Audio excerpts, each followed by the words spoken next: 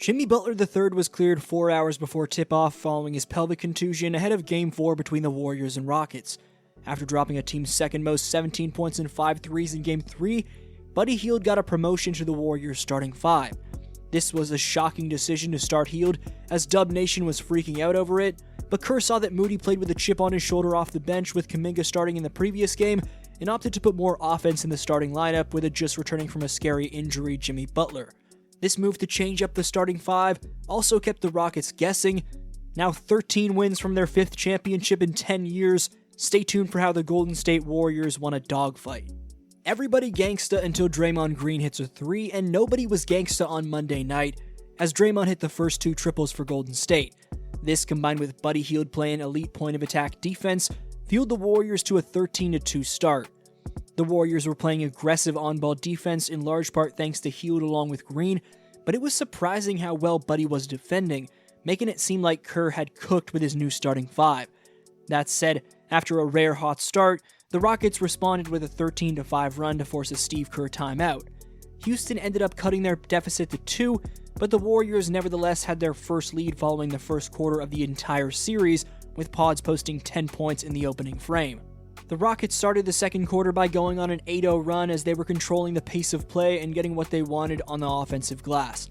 Additionally, quite simply, the Rockets were hitting shots, and the Warriors weren't early in the second quarter and early in the game in general.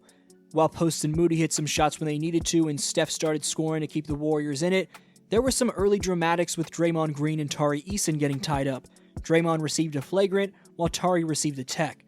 The Warriors started turning the ball over like crazy to close the second frame, as every possession felt like a turnover in the final minute of the quarter, as their final 5 possessions of the half saw them turn the ball over 4 times. Ridiculous. The Rockets were pressuring Steph and forcing him into bad passes. The Rockets were upping the aggressiveness to an even higher degree than where it was in this series' first 3 games, and this was seriously bothering Golden State. To start the second half, Buddy Hield, Jimmy Butler, and Stephen Curry each made 2-point shots, a 6-0 run to force an Ime Udoka timeout. The Warriors were finally stringing together stops and getting out on the run as they were on a 10-0 run to start the third frame.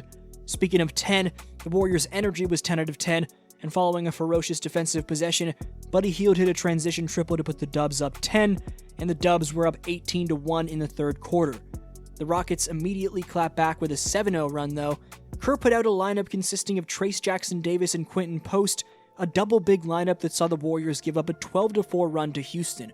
That said, Brandon Podziemski was carrying, as Pods had 21 through 3 quarters. Looney made a key stop on Alperen Şengün to end the third quarter. In the non-Steph minutes to open the fourth, Pods hit a key step-back triple in traffic. However, the Rockets made a 10-3 run to grab a 2-point lead. Down 4, Pods would draw a massive and 1 to cut the lead in half, but he'd missed the free throw. Şengün and Amen Thompson were scoring all the points for Houston to start the fourth before Fred VanVleet hit a clutch triple to put the Rockets up 4. But Buddy Hield kept the Warriors in it with a key sidestep triple. Pods clamped up Fred VanVleet and swatted him before Jimmy finished with force on the other side. In a tie game, Jimmy was fouled on a 3 from the corner and Butler made all 3. Jimmy and Steph both missed big shots in the clutch, but Draymond Green came through by locking up Şengün on the Rockets' second last possession, and Jimmy Butler closed it out with a massive board and free throws. Even when Stephen Curry wasn't having his best night, and even with the Dubs' superstars missing shots under pressure, Draymond Green's defense clamped down and Jimmy grabbed a key rebound.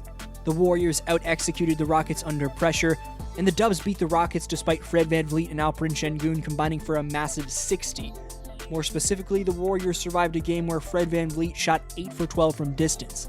After going up 3-1 in this series, the Warriors have done everything but end this series, and it honestly feels like this series is over after the Warriors won another hard-fought battle. It's hard to come back from 3-1, but it's even tougher when the games you've lost were draining dogfights. Brandon Podziemski was the MVP of this game, as he dropped a playoff career-high 26 on 9 for 18 shooting from the field and 6 for 11 shooting from distance. A 60-70% Jimmy Butler, who is hobbling, inspirationally led the Warriors with 27, with a majority of his points coming in the final frame. Steve Kerr had a masterclass of a coaching performance, as whether it was trying TJD, hacking Steven Adams and forcing him to the bench, starting Hield, or generally making the proper adjustments, Kerr was elite. 5 Warriors and Jimmy, Pods, Curry, Hield, and Post scored in double figures as the role players were stepping up. Shout out to Post for chipping in 13 and to Buddy for having a second consecutive good game. Let me know your takes on this Warrior W. This was your boy DFlow, and I'll see you next video.